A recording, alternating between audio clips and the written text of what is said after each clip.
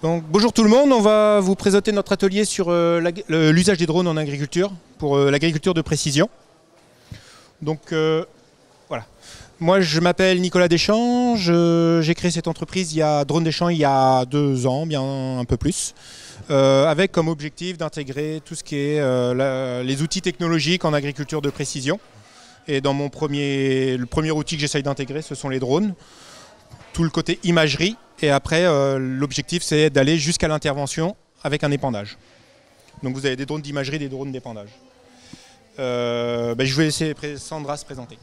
Bonjour tout le monde, mon nom c'est Sandra Flores, je suis chercheur ici au CEROM, notamment dans la partie de malherbologie, mais avec mes collègues on essaie de monter beaucoup de projets qui vont être liés à l'utilisation des drones de différents types de projets en entomologie, malherbologie, phytopathologie, etc. Donc, on va commencer notre présentation en faisant un petit rappel de c'est quoi l'agriculture de précision. L'agriculture de précision, c'est simplement un type de production agricole qui va utiliser la plupart des données pour prendre des décisions en utilisant les 4 B, qui sont la bonne dose, de bons produits, au bon moment et pour la bonne raison. L'année passée, dans le passé, les Nations Unies avaient fait un sondage à niveau international en demandant à producteurs de tout type de pays développés, aussi comme des pays de tiers-monde, en disant si vous utilisez des mesures d'agriculture de précision, oui ou non, et comment vous voyez le futur. Puis les résultats de ce sondage ont montré que en utilisant des différents types de mesures d'agriculture de précision, comme cette 4B que je viens de montrer, il y a toujours une augmentation d'à peu près 18% de profit pour l'agriculteur. Puis aussi, ce sondage aussi montrait que 60% des producteurs, autant des pays développés comme des pays de tiers-monde, sont vus que dans le futur, ils se voyaient adoptant ce type de mesures. Parce que comme je dis, ce n'est pas seulement une question environnementale, mais c'est une question aussi de coûts et de profit. Donc en fait aujourd'hui en agriculture technologique vous avez énormément d'outils qui se développent et qui commencent à rentrer sur le marché. Vous avez tout ce qui est machinerie intelligente, les outils autonomes, vous en avez un Nayo derrière ou ailleurs, je ne sais pas où. Vous avez tout ce qui est outils d'aide à la décision, tout ce qui est logiciel de e-farming qui permet de gérer le temps de travail, gérer tout ce qui peut être lié à l'agriculture, tout ce qui peut être lié à la ferme. Et vous avez aussi les drones qui permettent de réaliser aussi bien des captations, de dépistage de données que des actions mécaniques, on va dire. Donc tous ces outils peuvent intervenir aussi bien de façon mécanique en matière de traitement de mauvaises herbes que de façon chimique. La plupart du temps, on essaie de favoriser bien sûr les actions mécaniques. Donc nous, dans les présentations, on va surtout vous parler des drones et leur utilisation et la réglementation ici au Canada. Et après, on va parler plus en détail sur les côtés agronomiques et les recherches qui ont pu être faites et les développements qui peuvent être faits. Donc en fait, dans le drone, il existe 2 grands types de drones, qui sont les drones à voilure tournante. Vous en avez des modèles derrière, qui vont jusque du petit drone qui fait de l'imagerie à des drones qui sont plus spécifiques pour faire de l'épandage, comme celui-là. Et on peut y intégrer plusieurs types de caméras pour faire certaines choses en imagerie qui peuvent être très intéressantes. Et en dessous, vous avez les drones à voilure fixe. Donc en fait, ce sont des petits avions qui, eux, ont d'autres particularités. Ils sont plutôt là pour faire de l'imagerie. Et la grosse différence entre ces 2 types de drones, par exemple, c'est que ce petit drone-là, vous allez faire de petites surfaces généralement dans une journée. On va parler de 50, 60 hectares peut-être en imagerie. Et sur les grands drones, les drones à voilure fixe, cette surface de 50 hectares, c'est ce que vous allez faire à l'heure, même des fois plus. Donc ils ont plutôt la capacité de faire des grandes surfaces. Donc aujourd'hui, la réglementation au Canada a changé au 1er juin dernier. Avant, on n'avait pas besoin de licence et ils ont intégré un système de licence pour réglementer un peu tout ce qui est utilisation des drones dans l'espace aérien canadien, parce que les drones sont gérés par Transport Canada et NAV Canada. Ils sont considérés comme des avions tout simplement. Sauf que maintenant on a notre petite entité UAV. Et ils ont décidé la chose suivante, c'est que vous avez 2 licences. Une licence opérateur de base ou une licence d'opérateur avancé. La distinction entre ces 2 licences, c'est que l'opérateur de base, vous allez pouvoir voler dans tout ce qu'on appelle les classes aériennes G, Donc en agriculture, ça va plutôt être orienté sur ces classes-là. Et ensuite, vous avez l'opérateur avancé qui va vous permettre de voler plus près des gens, plus près des habitations, plus près des aérodromes, des aéroports. Donc tout ce qui est classe réglementée, qu'on appelle souvent classe de C, ou les classes F qui sont les classes réglementées par l'armée ou pour les zones de parachutisme, parapente, etc. Donc je vais aller plus en détail sur les différentes zones. Donc en fait, le drone, avec un drone, vous n'avez pas le droit de voler à plus de 400 pieds, c'est-à-dire 120 mètres, c'est ça. Et donc la plupart des zones qui sont au-delà de ces 400 pieds sont pour les avions et hélicoptères. Et ils ont de toute manière pas le droit d'aller en dessous de cette zone de 400 pieds, eux. Le système des zones aériennes au Canada, il fonctionne comme ça. En fait, ce sont des cônes inversés. C'est-à-dire que quand vous êtes sur un aéroport, un aérodrome, une ville ou n'importe quoi, la zone la plus proche est très réglementée. Et puis plus vous montez en altitude, plus la zone est réglementée, mais que dans le cône inversé par rapport à l'embase. Donc en fait, toutes ces zones-là sont réglementées pour les avions, et là les drones n'ont pas du tout le droit d'y aller, sauf avec des autorisations particulières. Mais nous, le drone, vous voyez, on s'y situe sous la ligne rouge. Donc c'est vraiment quand on se rapproche des aéroports et aérodromes, comme ici, où là on peut être handicapé. Et certains agriculteurs peuvent avoir cette problématique. Voilà. Hop, pardon, je me suis trompé de bouton.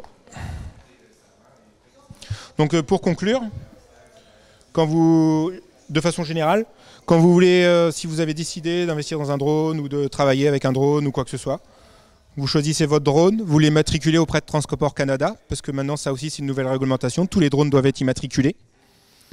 Et des listes de drones spécifiques ont droit d'être utilisées en fonction de leurs usages. Ensuite, vous décidez, en fonction de la zone où vous voulez travailler, il va falloir choisir entre un opérateur de base ou opérateur avancé. Ce sont deux examens différents. L'opérateur de base, du coup, est un peu plus simple. Et si vous passez l'opérateur avancé, vous avez aussi une révision au sol ou en vol. Une révision en vol, où là, vous allez passer avec un inspecteur qui va pouvoir contrôler les techniques sécuritaires que vous avez pour mettre en place votre opération de drone, tout simplement. Et une fois que vous avez tout ça, vous n'avez plus qu'à respecter toutes les réglementations qui sont liées à Transport Canada et à l'usage des drones. Ça fait un gros pavé. Et vous pouvez opérer de façon réglementaire. Donc là, je vais vous parler rapidement des usages qu'on peut avoir avec un drone, pour que vous ayez une vision globale de tout ce qui peut se faire. Donc en fait, les usages, il y a tout un type d'usage qui est sur l'aide à la décision. Donc vous avez tout ce qui est cartographie de culture, comptage de plans, détection de zones de stress, détection de maladies, d'adventices, de mauvaises herbes, et tout ce qui est réalisation de modèles numériques de terrain. Grossièrement, avec l'imagerie et tous les types d'imagerie qui existent, ce sont les grandes choses qu'on peut faire. Et ensuite, il existe plein d'autres applications du drone qui sont plus connues ou plus méconnues. Bien sûr, tout ce qui est vidéo, photo pour de la communication, ce qui peut être intéressant. Tout ce qui est inspection de bâtiments. Donc ça, en agriculture, on passe plus côté élevage. Et ensuite, tout ce qui est reconstruction d'environnement 3D pour du bâtiment aussi, pour de l'inspection. Et après, on parle d'épandage par drone, d'épandage de produits liquides, d'épandage de matières sèches. Ça peut être des graines, des granules, des insectes, et tout ce qui est échantillonnage qui peut être fait. Et encore d'autres qui ne sont pas forcément dans la liste. Rapidement, vous avez parlé des avantages, des inconvénients qu'on peut avoir avec un drone. Le drone, c'est très facile d'usage, c'est sa flexibilité, ça se transporte facilement, ça s'envoie en l'air, dans le ciel assez facilement. Sa résolution spatiale est très intéressante parce qu'aujourd'hui les satellites, on peut dire qu'ils sont dans les 2 à 10 mètres, l'avion on arrive aux 30 cm et le drone, en fonction de son usage, on peut aller en dessous des 5 cm. Ensuite, l'avantage aussi c'est qu'on peut voler sous la couche nuageuse très facilement. Donc lorsque des imageries satellites sont prises par les nuages, là on ne peut pas. Les avions sont souvent aussi dans les nuages. alors qu'avec le drone, on est toujours sous la couverture nuageuse. Et puis le dernier avantage, ça reste son coût, parce que ça, en fonction du type de drone, ça a un coût en effet, mais avec un budget raisonnable, on est capable de faire déjà beaucoup de choses. Les inconvénients, j'ai aussi mis le coût, parce qu'au-delà du drone, il y a la formation, il y a l'équipement qui est tout autour, il y a les batteries, il y a l'entretien du drone, il y a du temps administratif à réaliser, ces plans de vol et tout ça. Donc ça a un coût, ça, qui est souvent négligé malheureusement. Ça nécessite des permis, donc ça aussi c'est du temps. Et je sais plus ce que j'ai mis. Et c'est sensible aux conditions climatiques, et aujourd'hui comme il pleut, j'espère qu'on aura un petit créneau pour pouvoir voler, pour pouvoir faire la démonstration d'épandage. Et voilà. Et ça nécessite beaucoup de post-traitement, en effet, on va en parler tout à l'heure. C'est que ces images, si c'est l'agriculteur, l'agronome qui les récolte, il faut qu'il les traite, et ça a un coût. Donc le post-traitement de ces images a un coût. Donc le modèle d'intégration en général en drone, il est celui-là, c'est l'idéal, c'est-à-dire on part d'une captation, on traite les données qu'on a captées, on interprète ces données, on en fait un conseil, et l'usage final, ça serait de réaliser des épandages par drone de façon ciblée, ou en tout cas en essayant de limiter les quantités de produits. Et tout ça, ça nécessite encore beaucoup de recherche et développement. Donc je vais aller très rapidement sur les types d'imagerie, parce que Sandra en parle tout à l'heure. Vous avez toujours l'imagerie RGB, donc c'est l'imagerie qu'on connaît, la vidéo, les photos. Grâce à ça, on est capable de reconnaître très rapidement des zones de stress, simplement en envoyant le drone, en survolant une parcelle et en regardant ce qu'on a à l'écran, on peut voir ça très rapidement, ça se détecte déjà très rapidement. Et on peut faire d'autres usages avec le relevé numérique de terrain. Et ensuite, vous avez tout ce qui est en dehors du visuel, donc tout ce qui est imagerie multispectrale, et là on parle d'infrarouge, ultraviolet, proche infrarouge, etc. Et Sandra va détailler ça plus tard. Quand on utilise ces deux imageries, et après on a le traitement. Et en fait tout le travail se fait dans le traitement, on appelle ça sous de la télédétection orientée.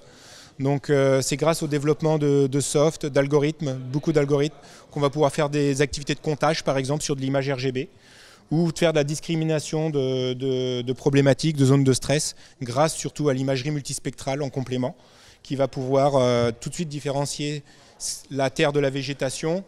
Grâce au développement de machine learning, on va pouvoir reconnaître un rang, et après de ce rang, on va pouvoir distinguer les zones de mauvaises herbes et éventuellement aller agir de façon ciblée sur ces mauvaises herbes, ou aller échantillonner ces zones-là qui sont généralement géoréférencées. Donc je vais passer le micro à Sandra pour aller plus en détail sur les travaux qui existent à ce sujet. Merci. Bon, je vais commencer pour en parler un peu jusqu'à ce moment-là, quand on parle de l'agriculture, on dit c'est un champ, c'est une variété, puis on va faire ce qu'on a à faire dans notre champ. Mais grâce maintenant à l'utilisation des drones, on peut passer puis précisément prendre des données de mon champ, puis avoir des informations beaucoup plus précises. Par exemple, des recherches qui étaient faites ici au Québec avec des chercheurs en agriculture puis en géomatique, on était capable d'aller voir que dans un même terrain, le terrain n'est pas le même, les sols étaient différents. Là, on le sait, c'est rien de nouveau, mais maintenant, aujourd'hui, si on veut faire des échantillonnages du sol pour faire une caractérisation de mon terrain, d'habitude, ce qu'on va faire, c'est qu'on va prendre des quadras, puis on prend un échantillon, puis on va l'analyser. Cette analyse sont chères, ça prend beaucoup quand même d'efforts à aller creuser, puis prendre l'échantillon. Puis des fois, on va simplement assumer que tout autour de mon échantillonnage, le sol a ce type de caractéristiques. Mais ce qu'on était capable de voir avec ce type de recherche, c'est que des fois, ce n'est pas le cas. Des fois, on voit clairement qu'il y a des zones, des gradients qui vont être différents, que ce gradient peut être par rapport au type de sol, ça peut être par rapport au type d'humidité, ça peut avoir même une pente, par exemple, et on peut voir qu'il y a plus d'accumulation d'eau dans une partie du terrain, etc. Puis, avec ce type d'échantillonnage, ce n'est pas seulement qu'on n'a pas besoin d'aller physiquement prendre l'échantillonnage du sol, ni payer à quelqu'un pour prendre cet échantillonnage, ni payer pour faire ce type d'analyse, c'est que simplement tu fais une prise d'image, puis tu peux avoir tout ce type d'informations. Puis, quand on parlait de l'agriculture de précision, on parle aussi de la nouvelle ou la plus nouvelle façon de produire, on appelle ça en anglais the multiple hybrid production. Ça veut dire que tu vas planter ou semer une variété spécifique à la zone agricole de ton terrain afin de multiplier la probabilité d'avoir un haut rendement. Donc, par exemple, si tu vois que dans la partie rouge, c'est parce que c'est une zone qui est très pauvre en nutriments, qui n'a pas beaucoup de matière organique, par exemple, tu pourrais à un certain point décider de planter seulement dans cette section une variété qui est plus adaptée à donner de hauts rendements dans des conditions très pauvres. Par contre, si tu as une autre zone plus loin où le pH est différent, où il y a moins d'eau, il y a moins de stress hydrique, tu pourrais planter une variété qui est adaptée précisément à ce type de conditions. Donc, dans les mêmes terrains, tu pourrais avoir différents types de variétés qui vont exploiter ou maximiser le potentiel de rendement dans ta culture. Ce type de production s'est déjà fait aux États-Unis avec de très bons résultats.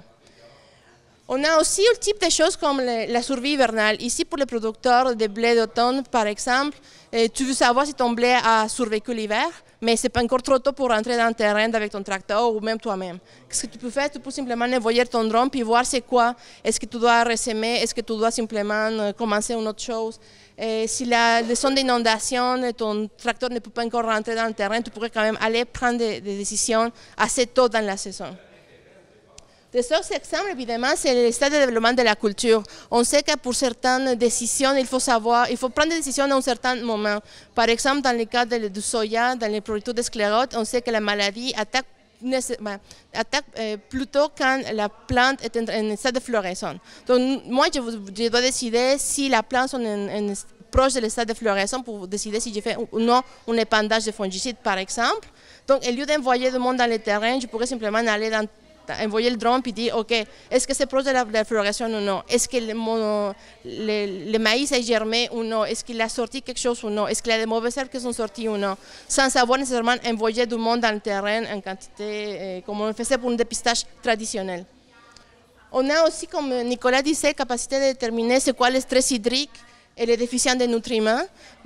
C'est un peu comme l'exemple que j'ai donné auparavant, où je peux simplement aller peut-être cibler, puis faire simplement un épandage d'un nitrogène ou d'autres nutriments seulement dans une section très ciblée, et nous de faire un épandage à la longueur du champ. Donc c'est une économie de temps, mais aussi d'argent.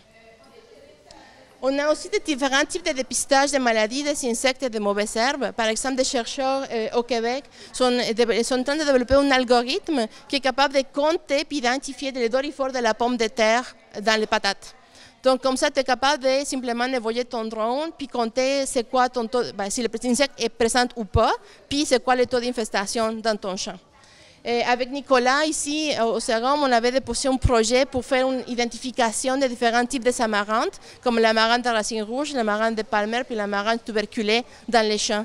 Donc, à un certain point, c'est des amarants qui se ressemblent beaucoup entre eux, puis on essaye de voir si on est capable de les identifier simplement avec les vols. L'idée, c'est de développer un algorithme ou une application qui puisse rapidement, pas seulement identifier les amarantes, mais on voudrait aussi ajouter des autres mauvaises herbes qui sont très répandues, très problématiques au Québec, afin de faciliter l'identification dans les champs. Il y a aussi des chercheurs qui ici au Québec ont travaillé pour l'estimation de la biomasse ou de rendement dans le canola. Donc ce qu'ils ont fait, c'est qu'ils ont envoyé le drone. Avec les drones, ils ont pris de différents types de données, comme le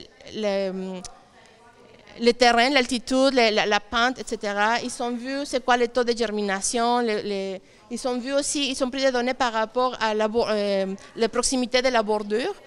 Et ils ont pris plusieurs types d'images à différents moments de développement du canola. Puis, avec une analyse très particulière, très poussée, ils ont été capables d'aller estimer au moment de la floraison, c'était quoi le rendement final et aussi c'est quoi l'estimation de la biomasse finale au moment. Et puis, leur algorithme a déterminé qu'au moment de la floraison, tu étais capable d'estimer avec très haute efficacité c'était quoi ton rendement final. Donc, tu pourrais toujours prendre des décisions ou même t'aider à la vente de ton produit. Pas seulement ça, c'est que on sait bien que surtout dans la recherche, les données, c'est de l'or. Plus qu'on va avoir des données qui sont précises, plus que notre recherche va être correcte ou va être plus puissante. Mais des fois, quand on envoie nos étudiants, nos stagiaires, nos ouvriers à prendre des données, si on m'a par exemple dit, OK, je veux que tu me détermines c'est quoi le pourcentage d'infestation de cette maladie dans la plante. Pour moi, je vous dis, cette plante c'est 5 sur 10. Tandis qu'autre personne pourrait dire, non, pour moi, ça c'est 8 sur 10. Puis l'autre va me dire, non, ça c'est 12 sur 10. Donc finalement, on se rend compte que les données, surtout des données qui sont qualitatives, peut-être ce n'est pas nécessairement toujours standardisé. Tandis qu'avec une prise de données, en général, tu peux toujours simplement dire, OK, quand ta photo est un jaune de ce type de réflexion, c'est toujours 5. Donc, peu importe où tu vas aller dans ton champ, peu importe la journée, peu importe où est-ce que tu vas prendre les données, c'est toujours 5. Donc, ça va nous donner des données beaucoup plus puissantes pour donner des résultats beaucoup plus puissants aussi à la fin. Puis aussi une réduction de la main-d'œuvre. Dans l'exemple de l'estimation de la biomasse, les chercheurs ont déterminé qu'ils sont épargnés ou sont sauvés autour de 2000 heures de travail pour détermination de la biomasse en utilisant simplement des images. Il faut quand même tenir en compte que, comme Nicolas disait, il faut quand même faire un traitement des données. Donc, même si on ne voit pas nécessairement 25 stagiaires dans le champ prendre des données, peut-être on va épargner, peut-être on va utiliser 1 ou 2 pour faire les vols, mais il va falloir quand même peut-être transformer ce type de main-d'œuvre pour payer le traitement des données ou peut-être au type de décision. Néanmoins, ce n'est pas négligeable et considérer qu'il va y avoir quand même on va sauver dans les main-d'œuvre. Aussi, une application possible, c'est l'identification des mauvaises herbes qui sont résistantes aux herbicides. On sait bien que dans la lumière, il y a toujours un grand spectre et seulement une petite partie qui est visible pour nous, que c'est la lumière visible. Puis des chercheurs aux États-Unis ont fait des recherches sur l'amarante de Palmer. Cette amarante de Palmer, c'est un amarante qui est résistant à plusieurs types d'herbicides et que c'est un très grand problème. Puis ils se sont rendus compte qu'ils étaient capables d'identifier. Parce que quand les rayons solaires arrivent à la plante va refléter une partie. La plupart des plantes vont refléter de la lumière qui est dans la lumière visible, surtout dans le spectre vert. Donc c'est pour ça que nous, on les regarde puis on les voit de couleur verte. Mais ces chercheurs aux États-Unis étaient capables de voir que les plantes qui sont sensibles au glyphosate, ils vont plutôt refléter de la lumière qui est visible à l'espectre de la lumière visible, tandis que des plantes d'amarante de Palmer qui sont résistantes au glyphosate, ils vont plutôt refléter de la lumière qui est dans l'infrarouge, dans le côté de l'infrarouge. Donc avec ça, en théorie, tu es capable de différencier avec une seule photo si ta plante est résistante ou non au glyphosate. Ce type de recherche était fait dans l'amarante de Palmer, les cochers à balai et les raygrass italiens pour le glyphosate. Puis dans les cochers à balai, on était aussi capable d'identifier si la plante était résistante ou non au dicamba. C'est quoi les avantages? C'est que, évidemment, c'est une façon beaucoup plus rapide d'identifier une plante. Puis cet algorithme d'identification avait une efficacité entre 65 et 86%, que c'est quand même assez importante. Je ne sais pas si parmi vous, vous utilisez le service de détection de la résistance des mauvaises herbes aux herbicides. C'est un service qu'on offre ici au CERON de façon gratuite en collaboration avec MAPAC, où si vous soupçonnez d'avoir une plante qui est résistante aux herbicides, une mauvaise herbe, vous prenez un échantillon, vous nous les envoyez, puis nous on va faire des tests classiques et d'habitude ça prend quelques mois pour donner un résultat. Même avec les données moléculaires, on est capable de donner un résultat d'à peu près 1 ou 2 semaines. Tandis qu'ici, au moins de façon théorique, vous pouvez avoir un résultat de façon presque immédiate. Puis l'idée, c'est développer plus ce type de technologie pour être capable de déterminer, pas seulement pour l'amarante de Palmer, mais pour des autres types de mauvaises herbes, puis aussi aux différents types de herbicides. Puis finalement, on a évidemment aussi une réduction de l'utilisation des produits phytosanitaires, on appelle ça l'application focalisée. Donc d'habitude, quand on va faire un traitement phytosanitaire, un épandage de fertilisants avec un tracteur traditionnel ou même notre backpack, nous on va faire un épandage dans le champ en général. Ou même on va cibler des plants qui sont traités ou non.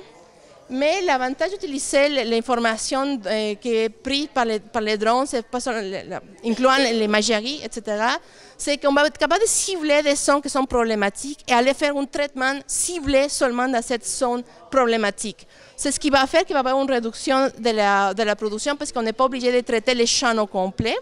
Mais même en utilisant par exemple des types de drones comme les drones de pulvérisateur, c'est qu'on va simplement aller cibler vraiment la partie de la plante ou les rangées qui est problématique. Donc avec ça, des chercheurs ont été capables de déterminer qu'on peut faire, dans les cas des herbicides, en appliquant seulement sur la plante ou la mauvaise herbe en particulier, on pourrait réduire entre 30 et 70% la quantité de produits pulvérisés dans les champs. Donc ce n'est pas seulement bon pour l'environnement, mais il y a évidemment un coût associé à ça. C'est beaucoup moins de dépenses à côté des produits. Et aussi grâce à les rotors, parce que quand les rotors vont tourner, il va y avoir un certain vent qui va se faire, c'est que le produit va être poussé vers le bas. Ça veut dire que le produit va être beaucoup plus collé à la plante, il va avoir vraiment une bonne couverture de la plante, c'est ce qui va faire qu'on utilise moins de produits, mais que le produit va être beaucoup plus efficace parce qu'il va vraiment recouvrir la plante au complet. Aussi parce que les drones est quand même à une certaine distance de l'opérateur, il va y avoir une exposition réduite de produits pesticides pour l'opérateur. Et évidemment, si on n'a pas besoin de passer notre tracteur, il y a une réduction de la compactation du sol, ce qui entraîne une certaine qualité de notre sol et sur le rendement. Pour le moment, c'est quoi les inconvénients? C'est que pour le moment, au Canada, c'est interdit de faire des pulvérisations de produits phytosanitaires, fongicides, herbicides, pesticides. Pourquoi? C'est parce que Santé Canada, il n'a pas encore évalué si c'est sécuritaire ou non de le faire. Puis il demande aux compagnies de produits d'homologuer les productions, l'épandage de leurs produits comme si c'était un avion. Parce que comme Nicolas a dit, les drones sont considérés une catégorie comme un avion. Et donc Santé Canada, Pilar là, demande que les produits soient homologués pour épandage avec un avion. Donc on essaie de travailler avec les compagnies pour essayer de au moins tester de façon en recherche si c'est possible, si c'est faisable, si c'est sécuritaire pour arriver finalement à ce type d'homologation. Par contre, pour le moment, il est permis de faire l'application de fertilisants foliaires, donc ça reste une possibilité. Et finalement, comme c'est un certain point, c'est assez nouveau comme technologie, il reste encore beaucoup d'informations à développer sur les conditions de vol. C'est quoi la bonne hauteur, c'est quoi la bonne vitesse de vol, c'est quel type de bus qu'on devrait utiliser pour quel type de produit, etc. Donc il reste encore beaucoup de choses à faire. Puis si jamais vous êtes intéressé à participer à ce type de recherche, on est toujours ouvert, autant Nicolas comme les Serrons, pour développer ce type de produit. Donc merci pour votre attention. Puis si vous avez des questions, on est là pour vous.